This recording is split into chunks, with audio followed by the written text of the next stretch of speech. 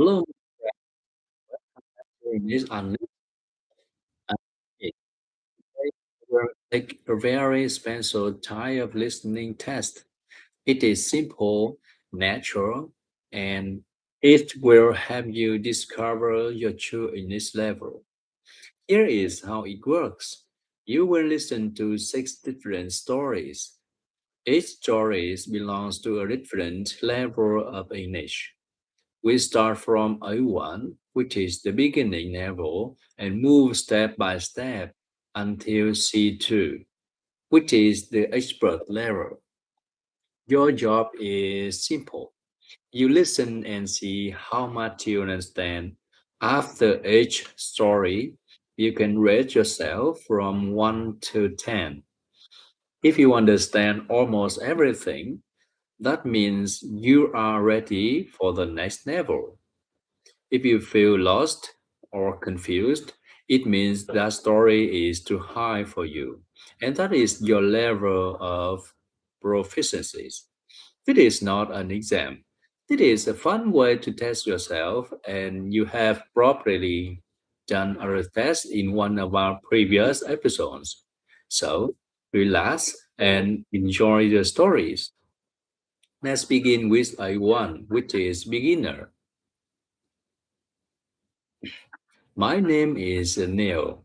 I'm 30 years old. I live in a small, quiet town near the sea. My life is simple. I like my life. Today, I want to tell you about my day. It is a normal day. It is not big or exciting, but it is real. It is my day. Every morning, I wake up at 6. My bedroom is small. It is warm. The sun comes in. The light touches my face. I'm learning English. This video is for speaking and shadowing practice. I repeat sentences from videos I listen to. Now I will repeat what I hear. This video is for practice. I open my eyes. I feel calm. I sit on my bed for a short time. I breathe slowly. Then I stand up. I stretch my arms. My back makes a small sound.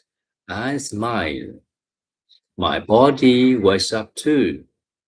I go to the kitchen. I make tea. I like tea. I do not like coffee very much. Tea feels light. Tea feels soft. I drink my tea slowly. I look at the window. I see the street. I see the small bakery. I see the blue sky. Sometimes I see an old man with his dog. The dog looks happy. I think the dog likes the morning too. At 7, I leave my home. I walk to my job. I work in a small bookstore. I love my job. I like the smell of books. I like the soft sounds of pages. I like happy people find a book. Books make people smile. That makes me happy. At 5, I close the store. I walk home. The sky is orange and pink. The air is cool. I like this time of day. It is quiet. It feels soft. I go home. I change my clothes and I cook dinner. After dinner, I sit at the window. I read or I listen to soft music. It is my simple day. It is not a big story. but it is my story and I like it. Okay, now you think, how much did you understand? Give yourself a number from 1 to 10. If you understood most of it, you can try the next level. My name is Rosa, and today I wanted to tell you the story of my first job in a big city. It was a difficult and exciting time in my life. I grew up in a where everyone knew each other.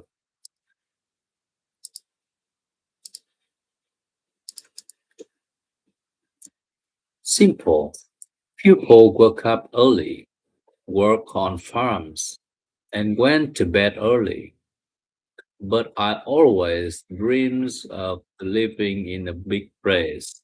I wanted to see tall buildings, busy streets, and many new faces. When I turned 19, I decided to move to the capital city. My parents were worried, but they wanted me to follow my dreams. They hugged me, gave me a little money for the first month, and wished me good luck. I took a long bus ride to the city. When I arrived, everything felt new. The streets were loud with traffic, cars moved fast, people walked quickly with serious faces. I feel small in this big place, but I also feel excited and ready for a new life. I found a tiny apartment to share with two other girls. It was not perfect. The walls were thin and we could hear each other easily. The kitchen was old and small. The bathroom door did not close well. But it was my first home away from my parents, and I love it because it felt like a new beginning. My first job was in a cafe on a busy street with many offices. The cafe was always full in the morning. People wanted a hot coffee, warm bread, and fast servers. On my first day, my hands were shaking because I was very nervous. I had to learn how to use coffee machine, take orders, and talk clearly to customers. I made many mistakes. I gave a man the wrong drink. I forgot to give a woman her chance. I even dropped a cup. I thought my manager would fire me, but my manager, a kind woman named Sophia, came to talk to me. She told me something I will never forget. She said mistakes are normal and the only real mistake is to stop trying. Her words make me feel calm again. Slowly, I became better at my job. I learned how to smile at customers even when they were tired or in the bad mood. I learned how to work fast, but stay calm inside. I learned how to listen carefully and remember different orders. There was one man who always ordered a large coffee with 2 spoons of sugar and exactly 3 pieces of ice. Chuckles. I still remember it because it sounded funny to me. Every day after work, I walk around the city. I visited parks, bookstores, or markets, and quiet streets. I like watching people. I like the strong energy of the city. Something was always happening. A musician plays a guitar, a cup of arguing, children running after pigeons. The city felt alive in a way my village never did. But living in the city was not always easy. I miss my parents and my old home. I miss the quiet nights in the village. Sometimes I cried in my room because everything felt too big and too fast. But many times I also feel proud. I was learning to live alone. I was learning how to grow and how to solve problems by myself. One afternoon, a customer told me something very nice. He said he liked the way I talk to people. He said my warm and friendly voice make others feel comfortable. I was surprised because no one had told me that before. His words made me feel stronger and more confident. After 6 months, something great happened. The cafe promoted me. I became the person who trained new workers. I showed them how to take orders, how to work with the machine, and how to stay calm. It felt strange because I remember how scared I was on my first day. Now, I was helping others feel safe and confident. I felt proud every time a new worker said, "Thank you, Rosa. You helped me today." My life in the city taught me many things. I learned that fear is normal, but we should not let fear stop us. I learned that small successes are important, and I learned that people can be kind in surprising ways. So, this is my story. How much did you understand? Give yourself a number from 1 to 10. If you understood most of it, you can try the next level. My name is Daniel, and I want to tell you about the year everything in my life changed. At that time, I was 25 years old and working in a small technology company. My job was safe and my salary was enough for rent and food, but it did not make me happy. Every morning I woke up feeling tired, not because I didn't sleep well, but because I didn't feel excited about the day ahead. My life felt like a long, straight road with no turns, no colors, and no surprises.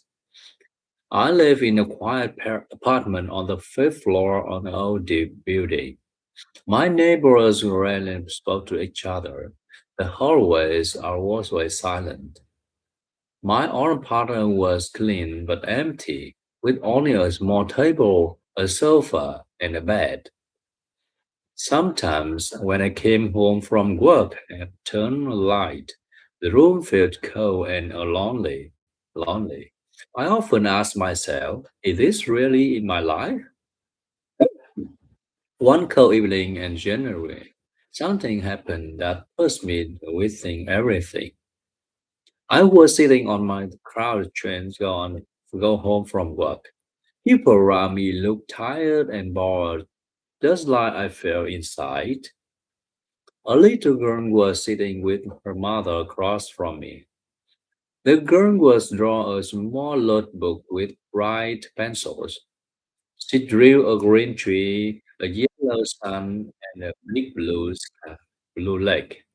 When she finished, she showed the drawing to her mother and said, "Look, this is a place I want to visit someday." Her mother smiled softly and said, "That looks beautiful." I watched them in silence, and something inside me moved. It was like a small light turning on the dark room.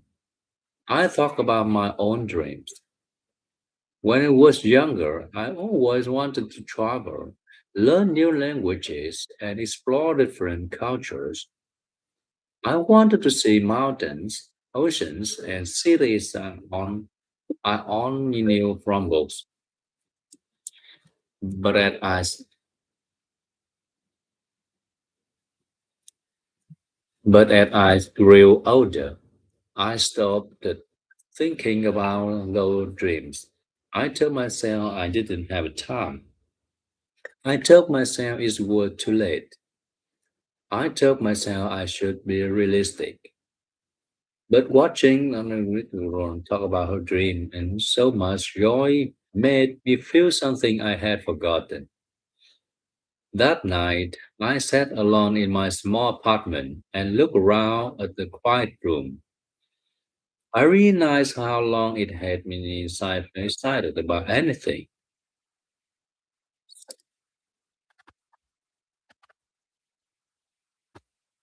Travel to another country, learn a new language, try a new hobby, make new friends,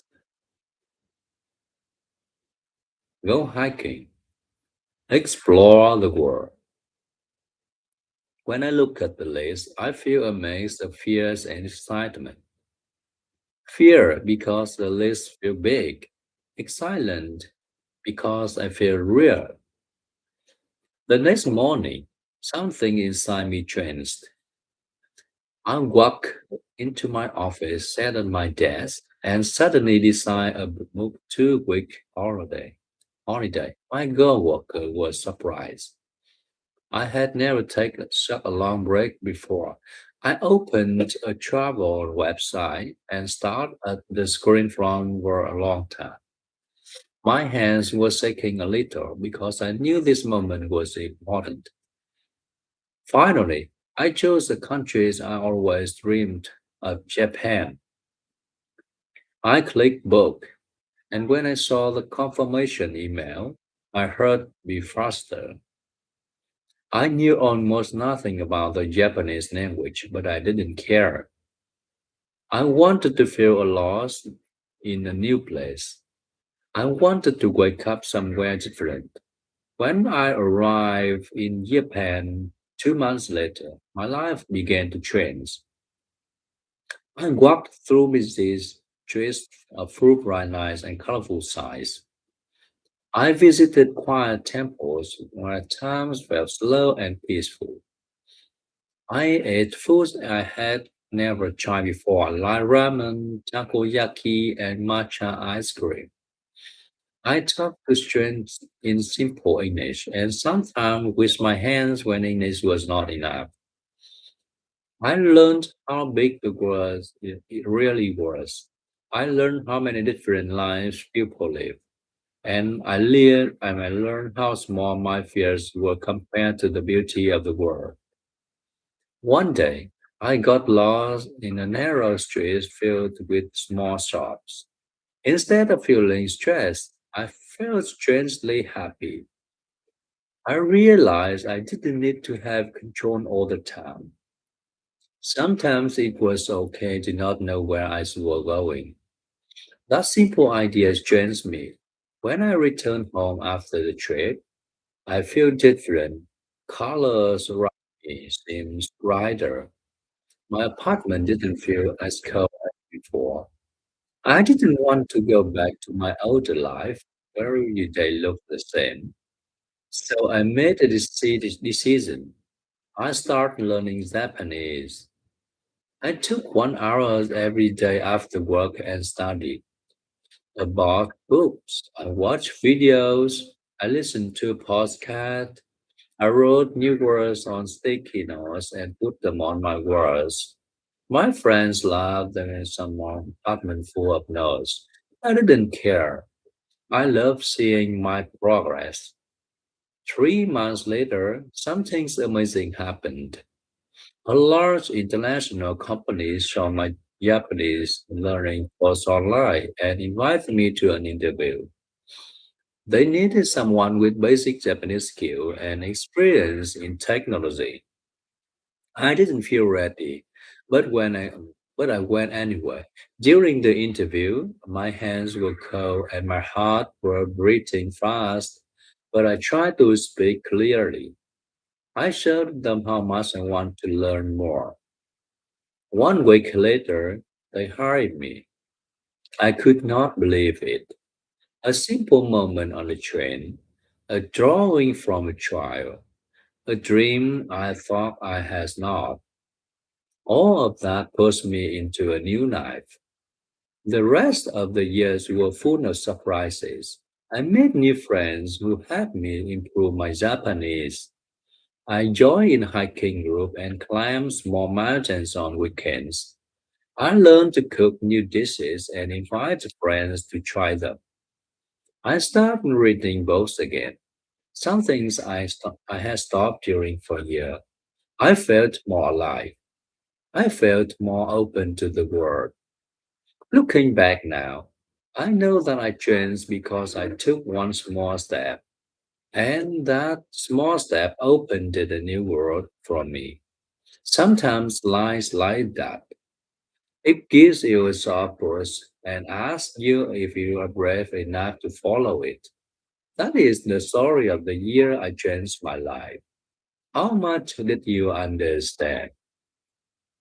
Give yourself a number from 1 to 10. If you understood most of it, you can try the next level. My name is Jack, and this is the story of the mountain I could not climb. It is not a story about victory or achievement. Instead, it is a story about failure and the strange, unexpected way failure can lift us, guide us, and push us forward when we least expect it.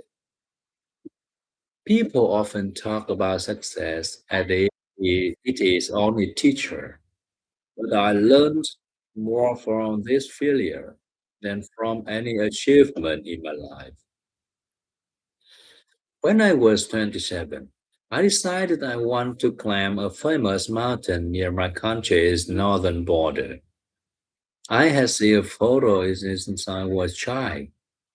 The mountain has sharp peaks that cut the sky like a blade. Snow covered its top and a thick white blanket. When clear day, the sky above the summit looked so close that it seems to rest right on top of the mountain. To me, it felt like a place from a dream, a place where the world becomes silent and clear. I trained for months. Every morning, before the sun fully rose, I ran up hills near my home. I forced myself to carry a heavy backpack to make my legs stronger. On weekends, I hike long trails along, listening to the sound of my breath and the steady beat of my heart. I bought gear I could hear for Spencer boots that compromised to keep my feet warm. Thick gloves that make my hands feel like they belong to someone else. A warm jacket so heavy it almost felt like a mar. I read every book I could find about climbing. I watched hours of videos. I spoke to experienced climbers who had stories full of dangers and beauty. Each person told me the same thing. The mountain is beautiful, but is it not gentle? You must respect it. You must never think you are stronger than the mountain. When the climbing season finally came, I joined a small group of climbers. There were six of us, including a guy named Mira. She was strong, quiet, and confident. She walked with a steady rhythm. Lacia had learned the mountain heartbeat. She didn't talk much, but when she did, her voice carries calmness. She was the kind of person you trust immediately without needing to know why. We began our climb early in the morning. The sky was clear, and the air was cold enough to bathe our faces. But the cold made me feel alive. I felt in excitement and fear living together inside my chest, like two animals fighting for space. For the first hours, everything felt perfect. We walked through forests that smelled like pine and wet earth. We crossed small river where the water ran fast and sharp. We laughed. We took pictures. We felt like a team, like people connected by the same goal. But as we climbed higher, the weather began to change. A cold wind blew across the mountain, cutting through our clothes. Clouds slowly covered the sun. The path became steeper, and the rocks grew slippery because of the thin layers of snow forming on them. I tried to stay calm, but a quiet fear started growing inside me. It sat in my stomach like a small star. After yet long hours of climbing, we reached a small base camp. My legs were shaking and my hands felt weak. We rested, ate warm soup, and that tastes better than anything I had eaten in weeks, and prepared for the final part of the climb. Mira looked at the sky for a long time before she spoke. She said the weather was not stable. Storms could come quickly at that height.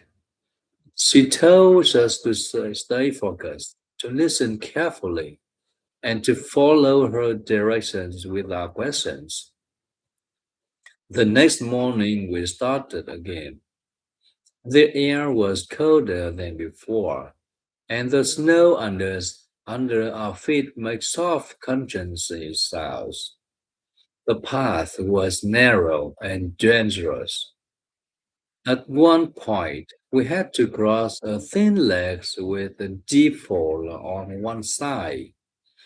My legs shook as I stepped forward. I could feel the wind pushing against my body, like it was trying to test my balance.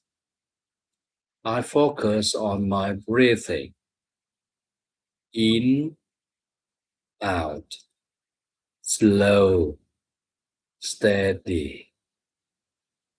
Mira told me to keep my eyes on rock in front of me, not on the empty space below. Her voice kept me moving. As we climbed higher, the air became thin. I struggled to breathe. My chest felt heavy, like someone was sitting on it. Every step felt twice as hard as the one before, but I pushed forward. I wanted to continue. I wanted to reach the top. I want to see the world from the summit I had dreamed about since childhood. But dreams do not control the mountain. When we were just 400 meters away from the summit, everything changed. A strong storm arrived suddenly, as if the mountain had decided that we come from far enough. Snow fell like wildfire, fast and sharp. The wind screamed so loudly, it felt like the mountain was warning us to leave. The air turned freezing. Mira shouted that we had to turn back. My heart dropped. I looked up at the summit. It was so close that I felt I could reach it with my hand, so close that it almost hurt to look at it. But the mountain did not care about my dreams. It cares only about its own weather. We turned back and walked down Field Ernest. It was painful, not physical, emotionally. Every step felt like a step away from something important. When we finally reached the base camp, the excitement inside me had turned into the heavy emptiness. In the following days, I could think of only one thing. I failed. I trained for months and worked harder than ever. And still, I failed. I felt angry. I felt disappointed. And I felt ashamed, even though no one blamed me. But slowly, something began to change inside me. Friends remind me that I had tried something difficult. Mira told me that failure on a mountain is natural and necessary. She said mountains teach you to be humble. They teach you to respect nature. They teach you that you cannot control everything in life. 1 week later, I began training again. Not to prove anything, not to show off, but because I realized something important.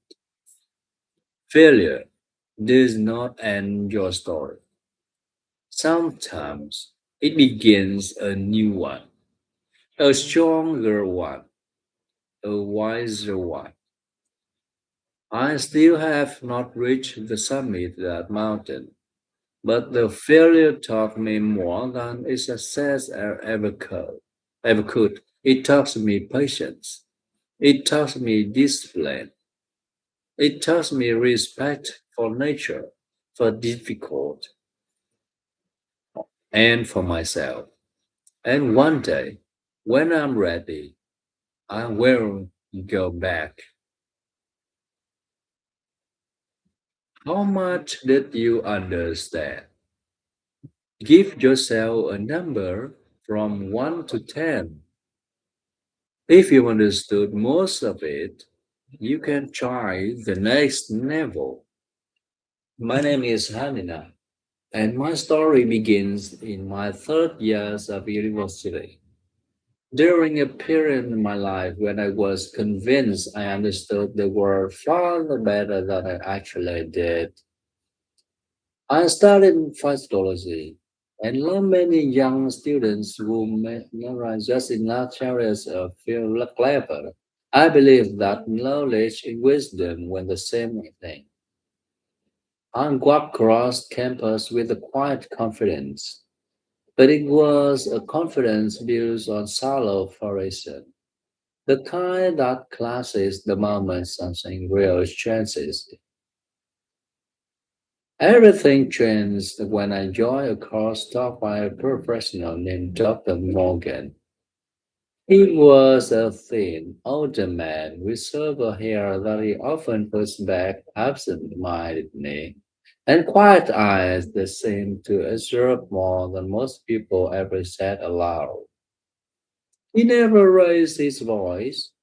He didn't needed to. Whenever he spoke, the entire classroom fell into a kind of attentive silence, as though all of us instinctively understood that what he was about to say carried weight. On the first day of class, he walked in, placed his note on the desk with deliberate calm, and asked a single question that instantly unsettled me. What do you think the purpose of education is? Students raised their hand and gave the predictable answers. To get a job, to learn important information, to become independent. Dr. Morgan listened politely, nodding from time to time, and then he gently shook his head. What he said, like, has stayed with me after since. The process of education, he says, is not to fill your mind with information. The process purpose is to train your mind to see. At first, I didn't understand what he meant, but he went on. Knowledge, he explained, it is easy to collect. You can fill yourselves books and notebooks with definition, but wisdom, the ability to discern patterns,